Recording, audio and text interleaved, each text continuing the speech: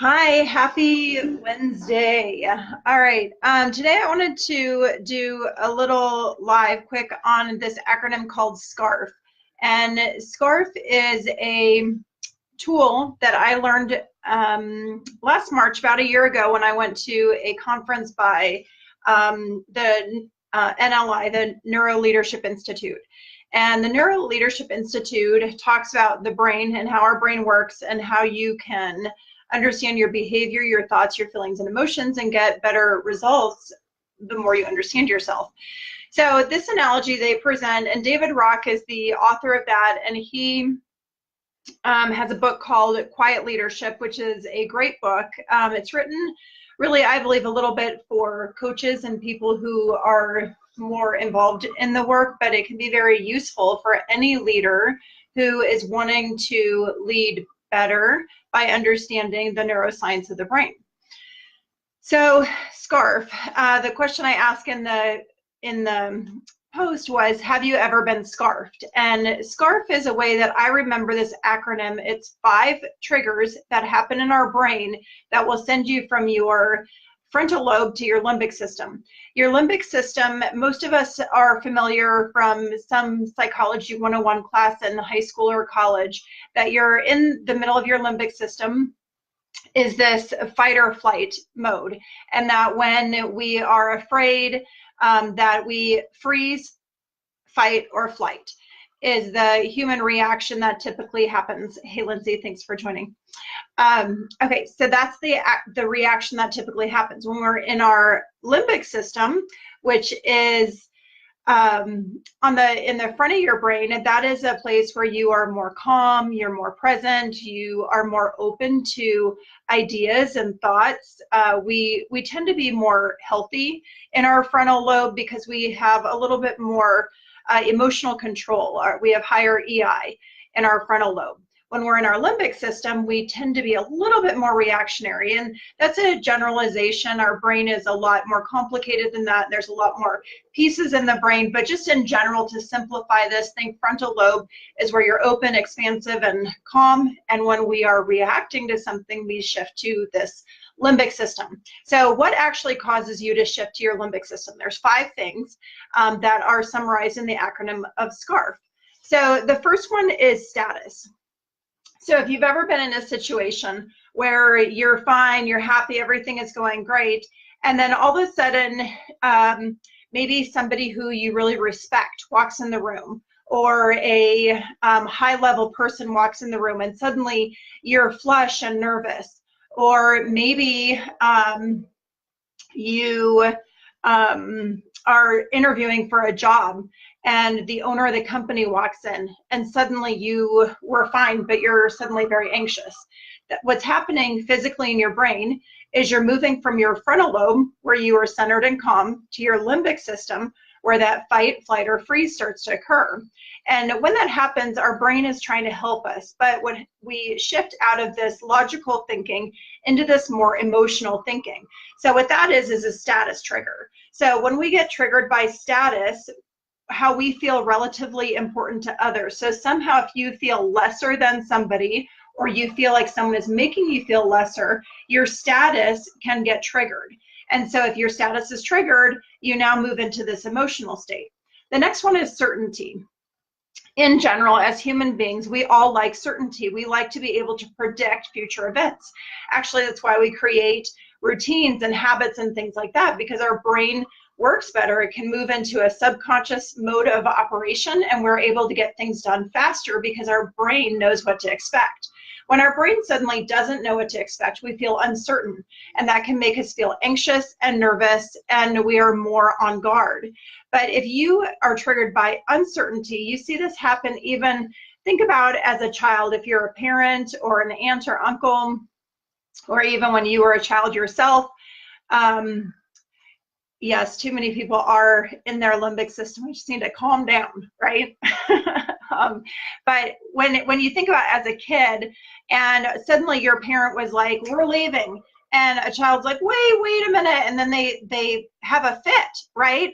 Like, have you ever noticed a parent in the park, and a parent just grabs their kid and they're like, we got to go. And then suddenly they're dragging their child across the playground. The child is kicking and screaming, and you know it's going into an irrational fit that is going to go on and on and on, right? What happened is the child got triggered by certainty. They didn't have certainty. They didn't know they were leaving. They were happy playing, and suddenly they're leaving. So now their certainty, the C in SCARF, is triggered, and so they're upset, and now they're going to have a fit because their limbic system is firing, and they're going to have this fit. So we actually kind of do the same thing. As an adult, have you ever felt like you had a 2-year-old fit? If you did, you were probably in your limbic system. And if you're in your limbic system, you can back up and go, hold on, did one of these 5 things, did I get triggered by one of these 5 things?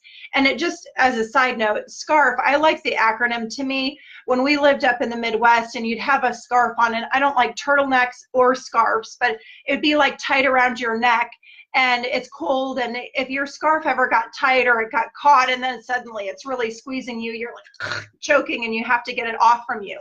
And that's kind of what SCARF is. Like, you're just going around having your life, it's all good, and then all of a sudden you're like choked and you're like, get off from me, and you have to get away from it. That's what happens when these things are triggered. So first of all, we talked about status. So if suddenly you feel lesser than, devalued, unimportant, or someone much more important than you walked in the room.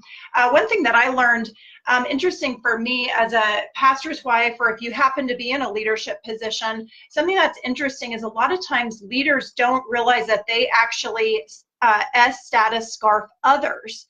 And so what happens is, like, my husband is a pastor. So sometimes when he walks in and he's like, oh, I'm a pastor, sometimes we don't even want to say that to people because then they change how they act, and we're like, just be normal. But because there's a perception of some status, and somehow they perceive that as higher or whatever, some status, I don't really understand it, but they perceive this status, and so they get scarfed. And so sometimes you may not even realize, if you're a leader, how you can scarf somebody else. If you're a confident person, you scarf other people because the way that you carry your status is in a very confident and poised way, and it can intimidate others. And so then all of a sudden they feel scarfed and get weird around you when you didn't do anything, but they're being scarfed. And so I'll have to do another video on what to do about when you're being scarfed. Today, I'm just trying to help you recognize the 5 areas that we get that way, and then we move into this emotional state. So, yeah, and we could do a whole other video on saboteurs too. But okay, so status is about this relationship thing. Certainty is whether we're certain or not. So that's why in parenting classes, they teach parents to say, hey, Johnny, we're going to be leaving in 5 minutes, so do your last slide and your last monkey bar, and then we're going to go, or whatever it is, right? So then that person has certainty. The child's like, okay, we're leaving in 5 minutes. They still might not like it, but at least they know. They have greater certainty. And then the next in the acronym is A, for autonomy. And humanly, we all like autonomy. We all like our independence. And our independence is really about our sense of control. And kind of like certainty, but slightly different, is when we feel out of control, we're going to move again into that limbic system and into that feeling of anxiety and stress and emotional reaction. So autonomy is when we feel like we have the ability to choose. That's why, again, parenting is such a great example, I think, for leadership and for many things. But when in parenting, they'll talk about, don't say, hey, do you want some green beans? But you say, would you like green beans or corn? Would you like peas or carrots? You're giving a choice. Why give a choice? Because the person feels a sense of power and control. When I feel a sense of power and control, I'm staying in my frontal lobe and less likely to be hijacked. So if I'm like, eat your green beans, now I have no power and control. And if I don't want to eat my green beans, I'm going to throw a fit because I don't feel like doing that. But if you're saying, hey, eat your green beans and then you can have ice cream, now I have a choice again. That's another great book, by the way, Green Beans and Ice Cream, really written on this whole concept of choice and power and control. But So then I'm saying, okay, well, self, if I want some ice cream, I need to eat my green beans. Okay, I want to do that. Or I don't care about having ice cream, so I'm not going to eat my green beans. Or again, like another parenting strategy, do you want green beans or ice cream? Or I mean, carrots or whatever it is, right? So this is giving autonomy. The same thing happens when we're at work or in relationships, where we give choices and options. It's giving, even though some people might call it manipulative, I call it positive manipulative. Oh, I can't talk. Anyway, it is giving that person the illusion of control. It's giving them a sense of control, and that will keep them more in their frontal lobe, positive and moving forward, solution orientated. We all need autonomy. We all need that, and we stay in a more healthy state that way. Okay, the fourth one is relatedness. So that's the R in SCARF, and that stands for relatedness. And this is really about our tribes. And this is about feeling that we belong and feeling like we're okay with others. This is the awkwardness when people go to networking events and why it's easier to go with a friend. This is why it's intimidating to go to something new. When you don't know anyone, you don't feel like you're connected or part of the tribe, it can be a little intimidating, and then we move into our limbic system, where we're more nervous, we're anxious, we're noticing other people around.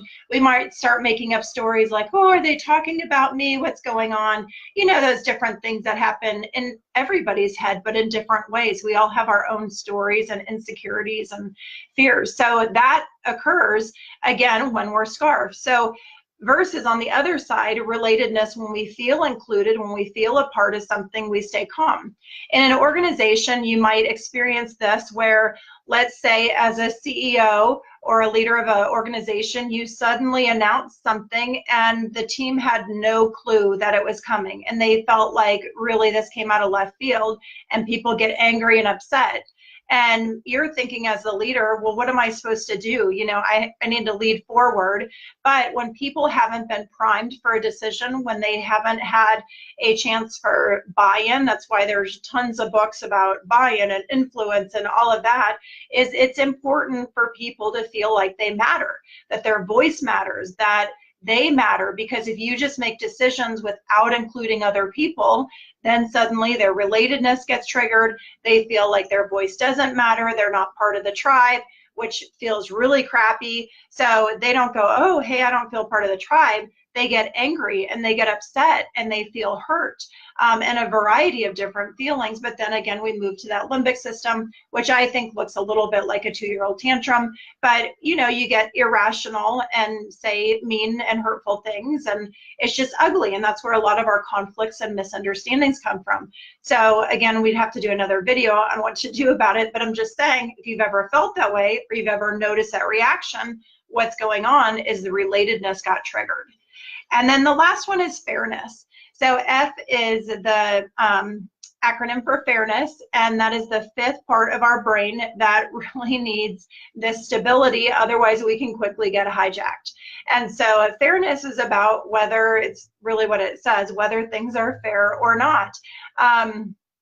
When I was learning this at the with NLI, they showed a really great video. I'll see if I can find it and put it in the comments. But it was about two monkeys, two apes. And it's a black and white video. It's old. These concepts are not new, but sometimes we forget about them and think we're smart with all our technology stuff, and we forget humans are humans, and needing to understand humans is still important. And so anyway, in this video, there's the two monkeys, and I don't remember exactly how it is, but the monkeys are supposed to take a rock and then go across the cage and put it in a bucket. When they come back, they get a reward, which I want to say they got a carrot or something like that. So they get this reward, let's just say it's a carrot. And then they keep doing it. They go back and forth, and they're fine doing it. And then suddenly the other monkey, when he does it, he gets a grape. And I don't remember for sure if this is the way it is, but whatever, it's a reward that to an ape, it's more significant. So let's just pretend it is a grape, and that's like chocolate to humans. It's something that is much more significant. So the other monkey notices that this monkey gets a grape, and so he comes back and he still gets a carrot. And he looks at it, and he looks at the other monkey, and he looks at his carrot, And then he goes and does it again, and he gets another carrot. And he's ticked because he wanted to get a grade, which is just showing the innateness of how we are in humans and animals, creatures, whatever, that we really care about this fairness thing. I've seen it in my family. I've seen it in myself, that when things are not fair, I mean, how many parents sit there and count out like, okay, 10 Christmas presents for you, 10 Christmas presents for you, or if you're leading or teaching, everybody gets 2 cookies, whatever it is, right? Like, we're very aware of fairness because we know when there's a lack of fairness, people get upset. Well, that's what's happening, right? You're in frontal lobe, you're happy, there's a lack of fairness, you get upset, and you move to that limbic system. And again, we start to see that 2-year-old behavior where people, again, short circuit and are like, what, can't handle it, that wasn't fair. That happens with job promotions. It happens with tasks and assignments, accountability, whatever it is. Don't think that you outgrow it as a child. We see it in children, and we see their reactions and think that they're immature. But if you stop and you look at your own behavior, a lot of times we have it as adults too. And it's really interesting, amusing, and concerning probably, the way that we don't really grow out of it. We get upset when there's a lack of fairness, and we get upset when we don't feel included, and we get upset when we feel a loss of control or autonomy, and we get upset when we don't know what's going on, and we get upset when we're not important. And so these 5 things are what help you to feel stable and secure, keep you in your frontal lobe, able to be proactive, productive, and happy. And when these things are not occurring, we tend to go to our limbic system. So if there's something going on in your life right now that has you worked up, has you upset, has you anxious or disturbed, you might just run through the 5 and say, okay, is there something that's is challenging my status, something that's challenging my certainty or my autonomy or my ability to feel like I'm connecting with others, or fairness? And as you kind of scan those things, you likely will discover that it's connected to one of these things. It even happens for me. Of course, when I learn things like this, I'm really excited, and some of my dear friends and family get to hear about it and can teach the lesson essentially themselves, because they hear about it so much. But sometimes for me, sorry, my family just walked in the door, so I was distracted. But so sometimes for me, I'll be having some kind of a meltdown, or I'll be upset about something. And then my family will say back to me, usually my husband will go, are you being scarfed? Is this have to do with one of the scarf attributes? And typically it does. It's not rocket science, it's just human behavior. And while a lot of times people think that human behavior is hard to understand, is very emotional and cryptic and difficult to read, it's really not. A lot of times our behavior is very predictable in a way when we understand what are normal, natural human triggers. So these 5 have been studied. David Rock has done a ton of research, really brilliant person. His book, Quiet Leadership, is fantastic to dig in and understand more how to handle it when you've been scarfed. I'll do another video about that.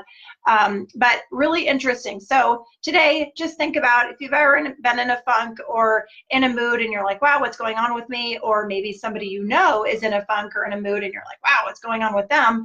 Just kind of run yourself through these little scarf things, and maybe they're being choked and hijacked a little bit because something is going on where their status, certainty, autonomy, relatedness, or fairness has gotten triggered. And if you can just identify, I'll give you a little tip, sometimes just identifying, wow, I feel like that wasn't fair, or I feel really left out. Sometimes if you can just start there, it already begins to dissolve some of the feelings where you're like, oh, I get it, I know what's going on. So anyway, hopefully that's helpful. I wanted to share that with you. I'll put some links with some other resources. If you Google David Rock or SCARF, the model is common and popular, and there's lots of different videos and things written about it. So hopefully that's helpful. Thanks.